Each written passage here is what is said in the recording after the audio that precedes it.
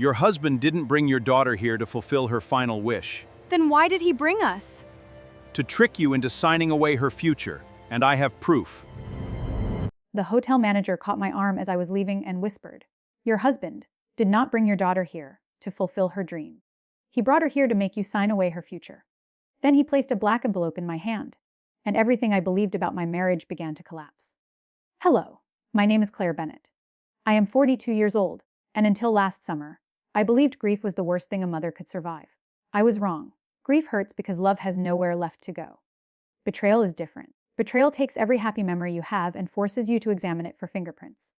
My daughter Lily was 10 years old. She loved astronomy, strawberry pancakes, and old castles. When other children asked for toys, Lily asked for books about queens, explorers, and the stars. Her bedroom ceiling covered with glow-in-the-dark constellations. She could point to Orion before she could spell it. Then, shortly after her 9th birthday, Lily was diagnosed with an aggressive heart condition. The doctors tried everything. There were surgeries, new medications, and months when our lives were measured by test results. By spring, the specialist sat across from my husband, Daniel, and me and spoke in the careful voice doctors use when hope is becoming dangerous. Lily might have months, maybe less. That night, I lay beside her hospital bed and asked if there was one place in the world she wanted to see. She opened her tablet and showed me a photograph of Bellwether Castle, an old stone hotel on an island off the coast of Maine. It had towers, gardens, and a glass observatory built above the ocean. "I want to sleep under the stars," she said. "But somewhere warm." I laughed, and then I turned my face so she would not see me cry. The trip was expensive. Our savings had been drained by medical bills, and our insurance had rejected several treatments. I told Lily we would find a way, but privately, I had no idea how. 2 weeks later, Daniel walked into the kitchen holding 3 printed tickets. "It is handled," he said. He told me his company had a family hardship fund. He said his boss had heard about Lily and approved the entire trip: airfare, hotel, meals, and a private night in the observatory. I threw my arms around him. For the first time in months, I felt that my husband and I were still a team. But there were warning signs. Daniel insisted on arranging everything himself. He changed the passwords on our travel account. He took every call about the hotel outside. When I offered to contact his boss and write a thank you note, he became strangely angry. "Do not turn this into some embarrassing charity performance," he snapped. Then he softened his voice and kissed my forehead. "Please, Claire. Let me do one good thing for our daughter." I wanted to believe him, so I did. We arrived at Bellwether Castle on a gray afternoon in June. Lily pressed her face to the car window when the towers appeared through the fog. For 6 beautiful days, she was not a patient. She was an explorer. We searched tide pools for tiny crabs. We drank cocoa beside a fireplace large enough to stand inside. A hotel employee dressed as a royal guide and gave Lily a brass key to a tower that had no lock. She carried it everywhere. Daniel was attentive in public. He lifted her when she was tired and took dozens of photographs. But he kept disappearing. He said he had work calls. Once, I saw him speaking with a woman in a cream-colored coat near the hotel office. When I approached, she walked away quickly. "Travel coordinator," Daniel said. Another evening, Lily fell asleep early. I went to find ice and heard Daniel in the stairwell. "After tomorrow, it will be done," he said into his phone. "She trusts me. She will sign." When he saw me, his face changed for only a second. He claimed he was discussing a contract at work. I asked what I was supposed to sign. "The final insurance appeal." He answered without hesitation. "I did not want to give you false hope." I should have challenged him. Instead, I looked at my sleeping child and decided I could survive one more day without a fight. On our last morning, Daniel placed a folder beside my breakfast plate. He said it contained routine forms for a new medical support program. Lily was scheduled for a special carriage ride, and the driver was waiting, so he urged me to sign quickly. The pages were thick with legal language. I saw Lily's name, the word trust, and several references to medical expenses. "Daniel, I need to read this." "It is exactly what we discussed," he said. We had discussed nothing. Then Lily appeared in the doorway wearing a paper crown. She looked pale, but she was smiling. "Mom, the horses are here." Daniel slid a pen toward me. "Sign the marked pages. We can review the rest at home." My hand was shaking. I signed 2 pages, but before I could sign the 3rd, Lily became dizzy. I dropped the pen and rushed to her. Daniel closed the folder. "That is enough for now," he said. Those words stayed with me.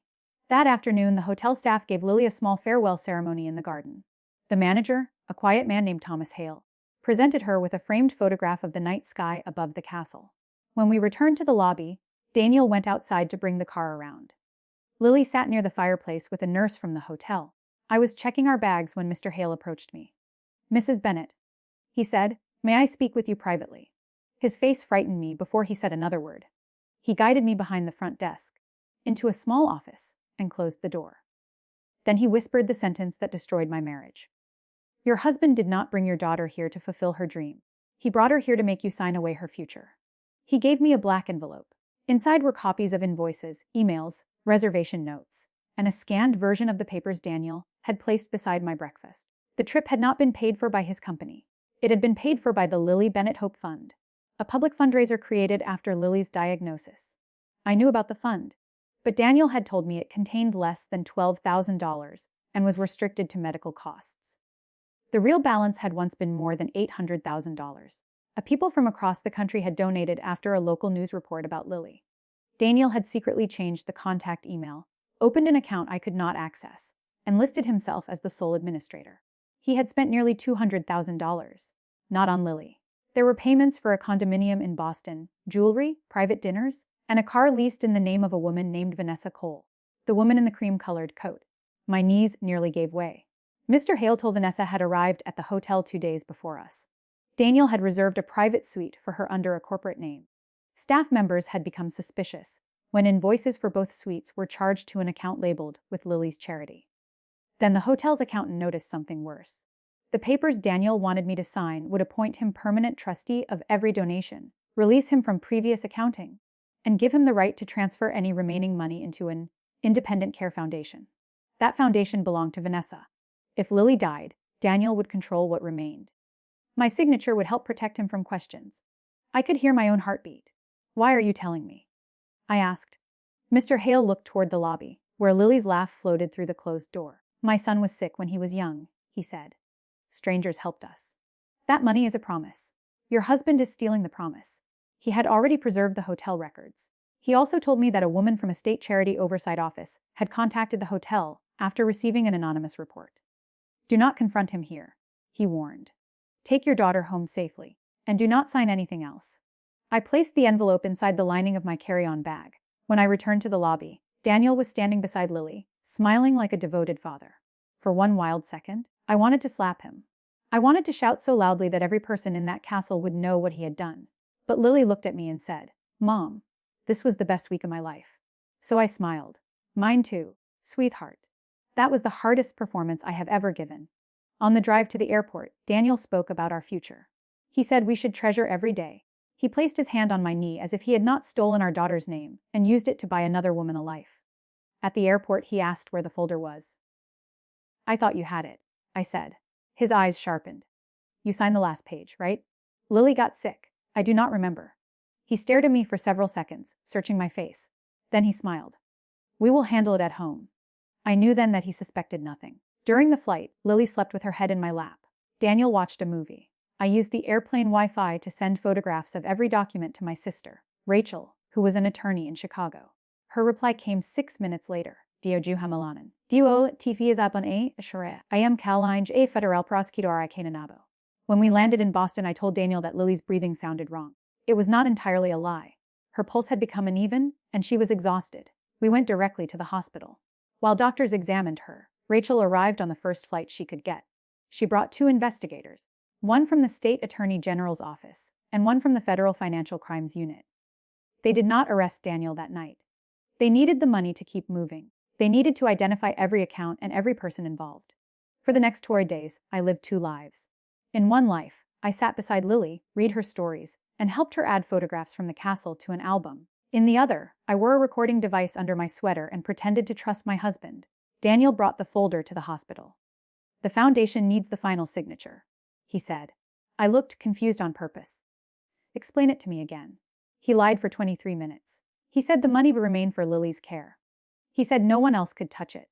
He said he was protecting us. Then I asked why a company called Cole Family Strategies appeared on one page. His face went still. "A processing firm," he said. "Do you know the owner?" "No." That single word later became one of the most important pieces of evidence against him. The investigators found hundreds of messages between Daniel and Vanessa. They had been planning to leave together after Lily died. One message from Daniel said, "Claire will be too broken to audit anything." Another said, "Once she signs, the rest is ours." But the message that changed something inside me was sent during our second night at the castle. Vanessa had complained that Daniel was spending too much time with us. He replied, "Let the kid have her fairy tale. It makes the paperwork easier." I read those words only once. After that, I stopped thinking of revenge as anger. Anger burns hot and disappears. What I felt became cold, patient, and exact. I wanted justice to arrive with receipts. 3 days later, Daniel told me the charity board would meet at a private club to approve the new foundation. There was no real board. The people attending were Daniel, Vanessa, their accountant, and 2 business associates. He wanted me there to sign in front of witnesses. I agreed. But I asked for one change. I said Lily deserved to see the people who were protecting her future. I suggested broadcasting a short thank you message to donors before the meeting. Daniel loved the idea. He thought it would make the transfer look legitimate. The live stream began at 7 o'clock on a Thursday evening. More than 14,000 donors received the link. Daniel stood beside me in a dark suit. Vanessa sat at the end of the table, pretending we had never met. Cameras faced us. The documents waited beside my hand.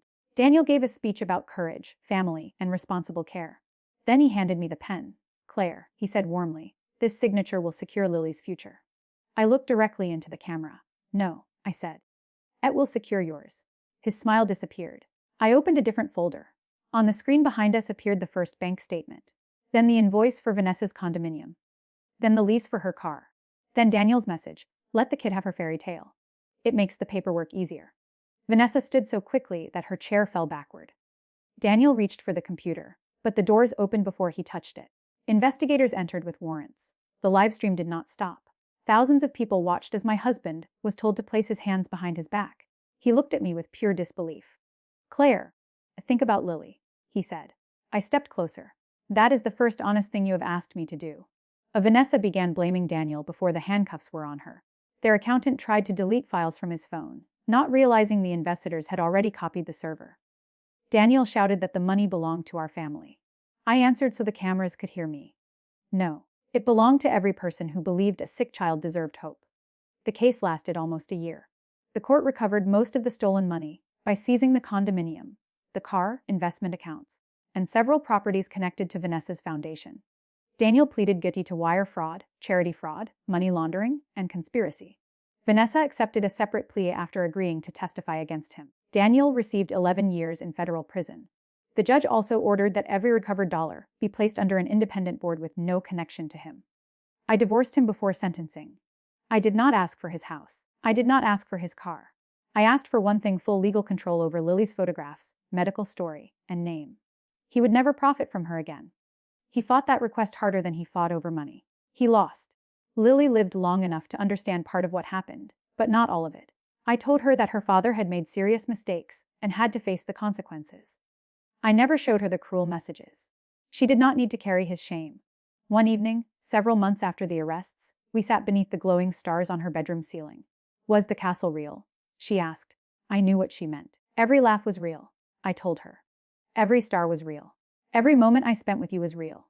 She smiled and placed the brass tower key in my palm. "Then keep the good part." Lily died peacefully 3 weeks later, with my arm around her and the castle photograph beside her bed. For a long time, I could not look at that photograph. It held too much beauty and too much pain in the same frame. But grief slowly taught me what my daughter already knew: someone else's lie cannot make your love false. The recovered money became the Lily Bennett Promise Fund. It now helps families travel for treatment, pay overdue bills, and create one beautiful memory when time is short. Every payment is reviewed by independent trustees. Every family can see exactly where the money goes. Mr. Hale serves on the board. Once a year, Bellwether Castle opens its observatory to children with serious illnesses. Above the entrance is a small brass plaque with Lily's words, "Cape Tishi God Pert." Daniel wrote to me from prison twice. In the first letter, he blamed Vanessa. In the second, he asked me to tell the court that he had always loved Lily. I sent neither letter back. Instead, I sent copies to the prosecutor, because both contained details about assets he had failed to disclose. The government recovered another $73,000. That was the last contribution Daniel ever made in our daughter's name. People sometimes ask whether exposing him publicly gave me satisfaction. The answer is no. Watching the handcuffs close did not heal my daughter. A prison sentence did not return the years he stole from our marriage. Revenge did not bring peace. Justice did. Justice was a family keeping its home during treatment. Justice was a child seeing the ocean for the first time. Justice was every stolen dollar becoming medicine, food, time, or one perfect memory. My husband thought my grief would make me weak enough to sign away our daughter's future. He never understood that a mother with nothing left to fear is the most dangerous litmus a liar can face. He used Lily's final wish to build himself an escape. I used the truth to turn that escape into his prison.